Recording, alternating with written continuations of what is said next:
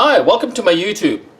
This is manufactured by GSG, a 22 version of the GSG StG-44, a Sturmgewehr, or a storm gun. It is arguably the first of its kind, initially in 7.92 by 33 Kurtz. But its predecessors are MKB-42 and the MP-43. The drastic name change was so the Army could develop these guns because Hitler wasn't a big supporter, nor of its mid-range caliber. He green-lighted it after an overwhelming success trial. Thus, the name was changed once again to truly reflect its role, an assault rifle. This is the close replica. For a 22, it weighs in a hefty 10 pounds. 1 pound shy of the original. However, almost everything else are designed for a 22, so no parts are interchangeable with the original. This retails for $550 to $600 Canadian. Comes with only one mag. So a gun manufactured in Deutschland sells for at this low price?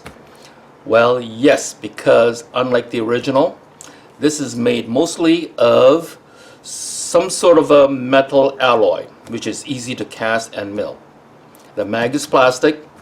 I would say the only piece that are of the same material would be the buttstock. It's made of real wood.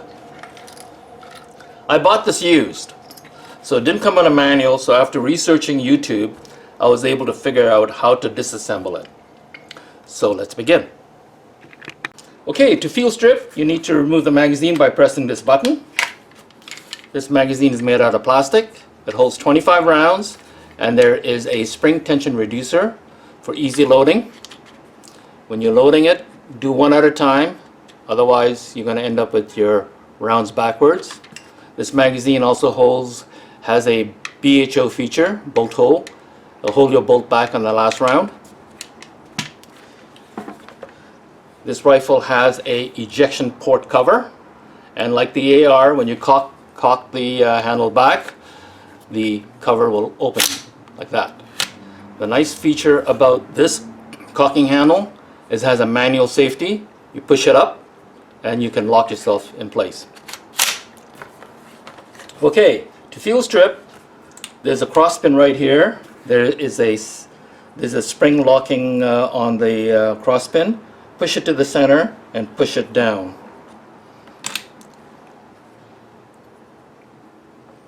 And the whole buttstock assembly should come out, slide out. Okay, the STG has a upper receiver and a lower receiver. To remove the bolt, you need to separate them. And to do that, you need to hold the back end of the upper. Otherwise, the whole assembly is gonna fly out. And you just pull it down like this.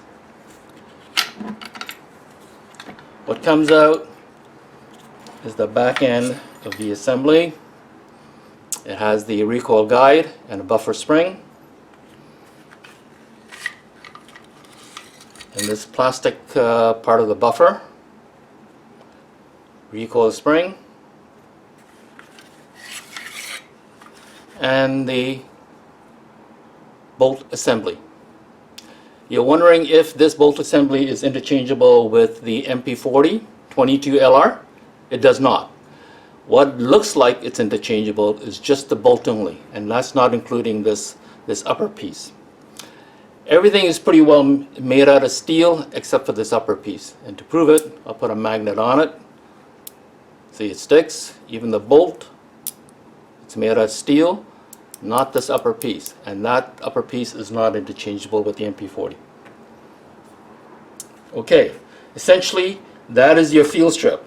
You would not want to remove this, the cocking handle, because it's not easy. It's required to get a really small star screwdriver to remove the cocking handle. So this is as far as you're going to go. To reassemble, you slide the bolt back in, followed by the recoil spring, and make sure the recoil spring is in the guide. Okay, now that's not it. You can see the guide right here, part of the caulking handle, and that should actually go right there. You see it's moving? That's it. And then the buffer, this little piece goes up and lasts like this. Then the last part, which is part of the recoil guide, push it in, hold it in, and then bring up the lower receiver. Now you're locked in. Lastly, put the buttstock assembly, then put the cross pin back in. That is your field strutting. Okay, to disassemble the fire control group, you need to separate the lower from the upper by unscrewing this screw with a Allen wrench. The cross pin should come out.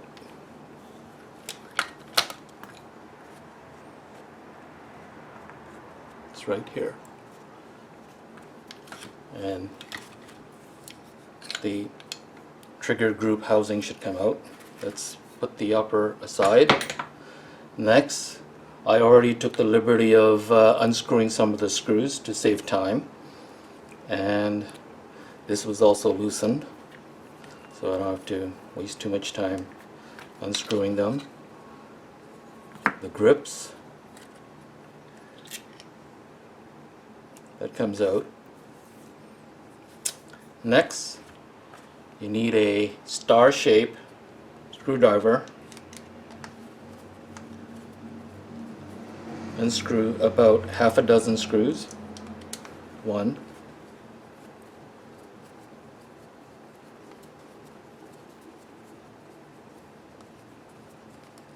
2,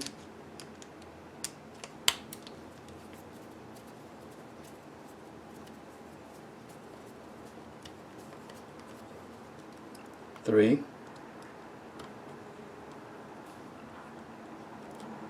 4,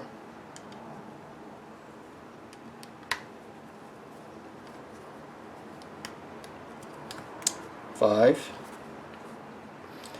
and before I do the last screw, which is for the selector, I release the hammer. Okay, this travel on the trigger is not as bad as the MP40 because it's fairly short, and you release the hammer. And then unscrew the selector screw.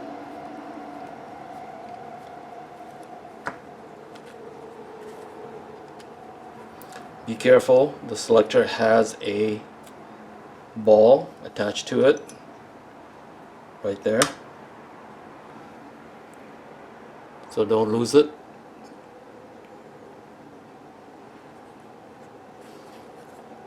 Okay, once all the screws are removed, gently, first of all, inspect what it looks like inside. There's a cross pin here that holds the trigger spring. There's a hammer spring, there's a hammer.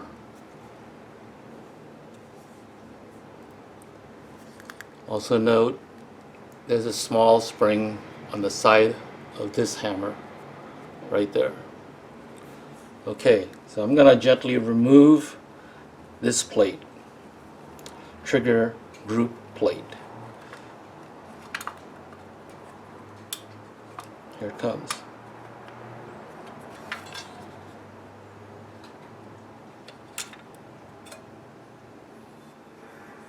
Okay, this is what it looks like. Make sure most of the stuff, most of the parts stays on the right side of the housing.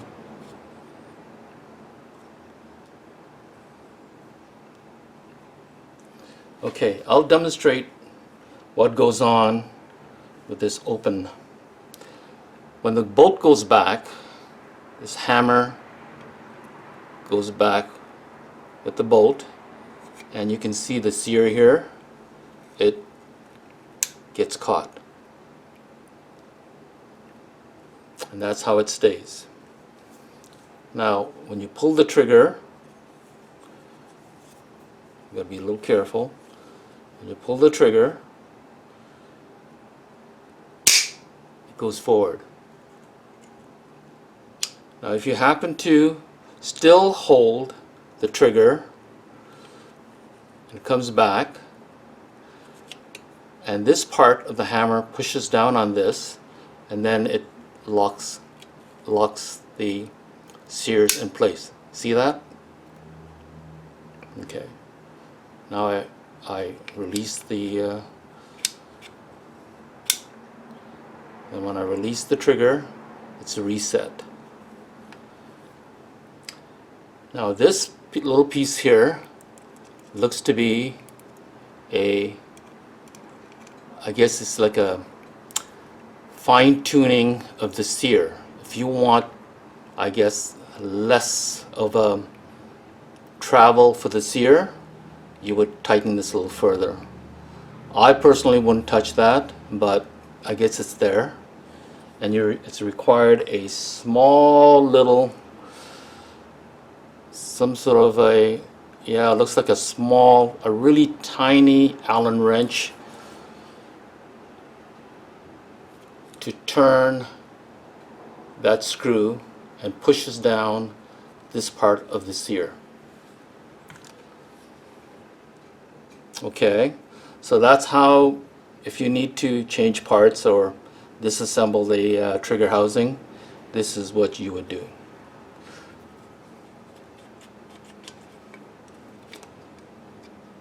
The trigger comes out like this, and basically everything is pretty straightforward. I'm going to try to put it back together. Make sure the spring is towards the back, and this top part of the trigger connects with the disconnector.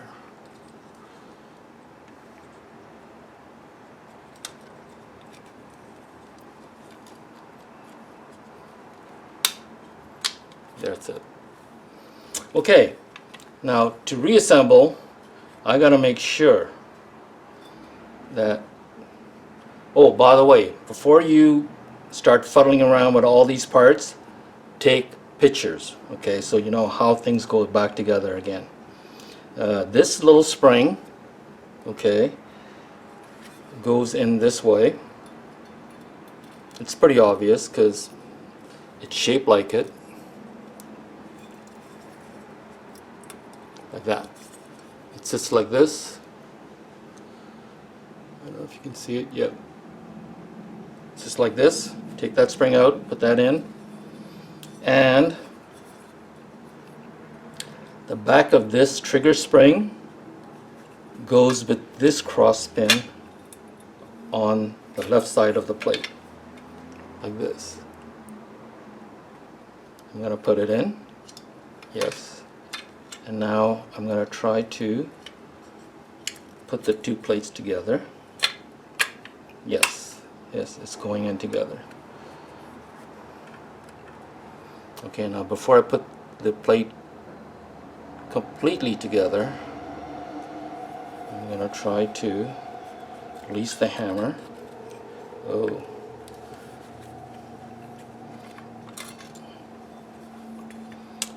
That got released. I should put this top part of the trigger with the disconnector. Oh, there it is. Okay, and I should actually release it. Release the hammer. Okay. Make sure everything is there. Now again, I got to put the trigger spring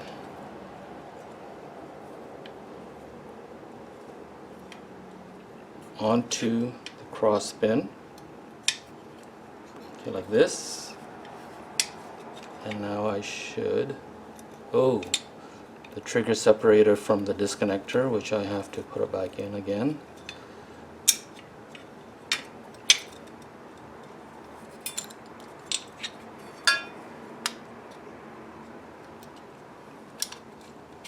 Okay, it's in.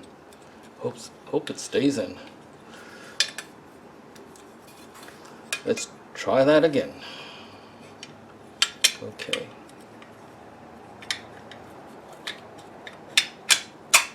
Okay.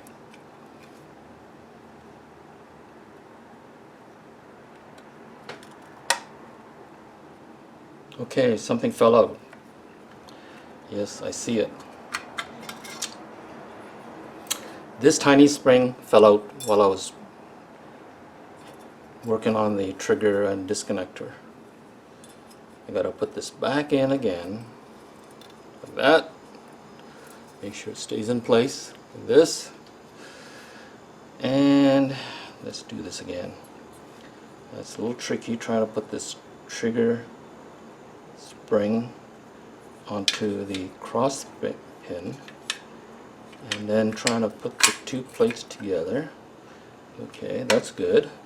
Now the last thing you do, okay, I'm in, as you can see, the spring is in that cross pin. The last thing I do is move the hammer back a little bit so I could see that little spring on the pin, that spring, wire spring that was on the side of the left receiver. I need to pull the hammer back a bit, and I need to make sure it stays. There it is. That spring stays on this. I guess it's a stud beside the hammer. Okay. Here, take another look. See the spring? Has to be there. I don't know what is it for, but I assume it probably has something to do with reducing some of the.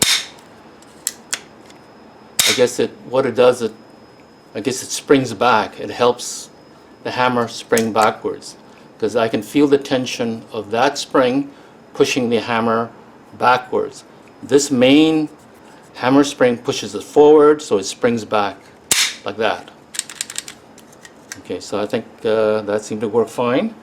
Next, the selector. Don't forget the ball. Okay, so it's best that you put this in upside down, otherwise the ball is going to fall off. Ah, there it is. Now you take one of these screws,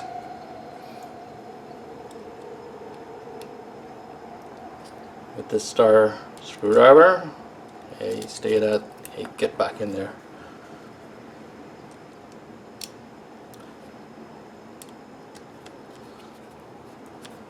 Yeah. Now this screw is going to hold the selector in.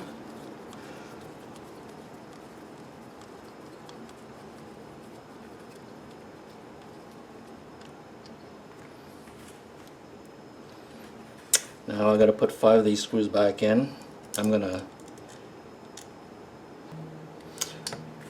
try to edit most of those screwing of these 5 screws in.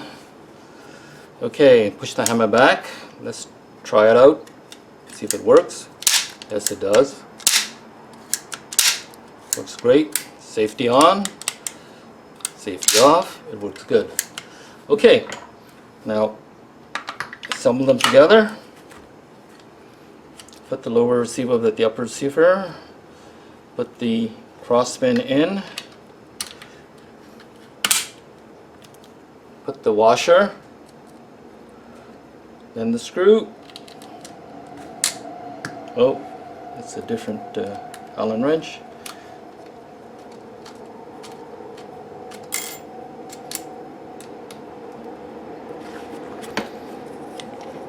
The grips.